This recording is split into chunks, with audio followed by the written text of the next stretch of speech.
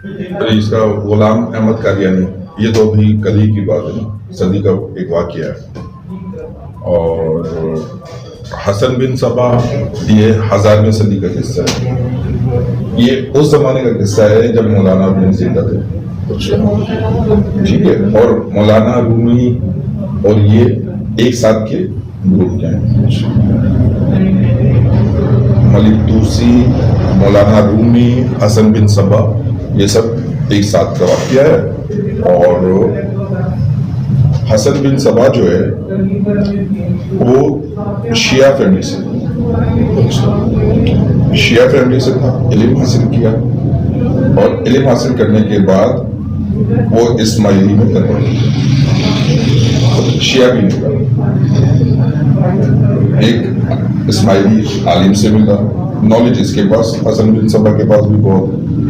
اب ان سے جو ہے جن سے یہ ملا ان کے علم سے مزید ہی متاثر ہوا اور پھر اس نے اپنا ایک سلطنت اور اپنا ایک حکومت قائم کرنے کا نظام قائم کیا.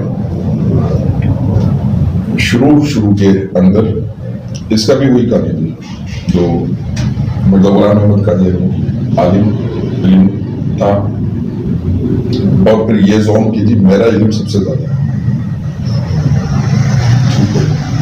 اس کے بعد کیونکہ عالم تھا، علم تھا، تو کچھ مریدین بھی تھے، اہل تشیع. ٹھیک ہے. تو اس کا اس سے تعلق نہیں ہے نا کہ شیعہ ہے یا سنی ہے. غلام احمد قادیانی نے نبوت کا دعویٰ کیا معلوم ہے، اور حسن بن صبا اس نے امامت کا دعویٰ کیا، زندہ امام اسماعیل اس کا دعویٰ ہوا.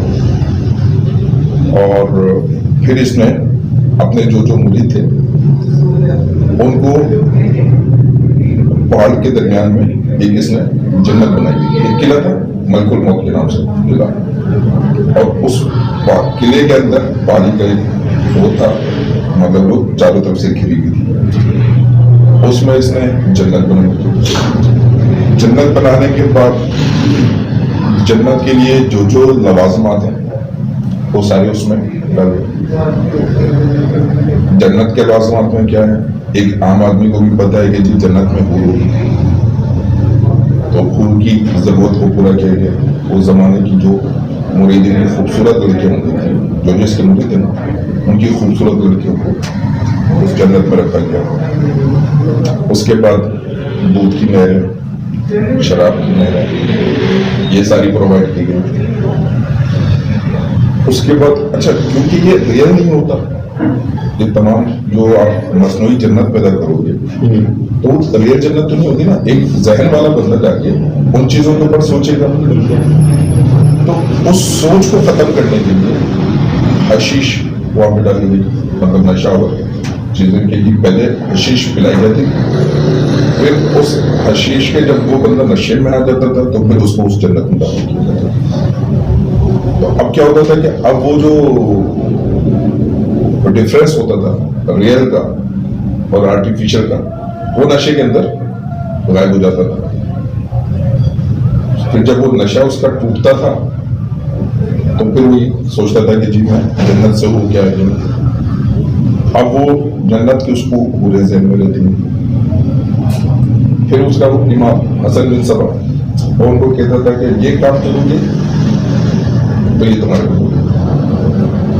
اب وہاں پہ بھی شہادت کا درجہ، جی تم جاؤ، تم اس بندے کو مارو، اور اس کو مارنے میں تم شہید ہوئے تو وہ والی پورے جن سے تم نے کیا وہ تمہارے انتظار ہیں. اس زمانے کے جو خلیفہ وقت تھے ان کو اس نے مروایا، حسن بن صبا. اور یہ جو پہلا فدائی حملہ جو مذہب کا اسلام میں آیا نا، وہ وہیں سے آیا. اس کے جو مرید تھے جو مر جاتے تھے ان کو فدائی کہا جاتا تھا.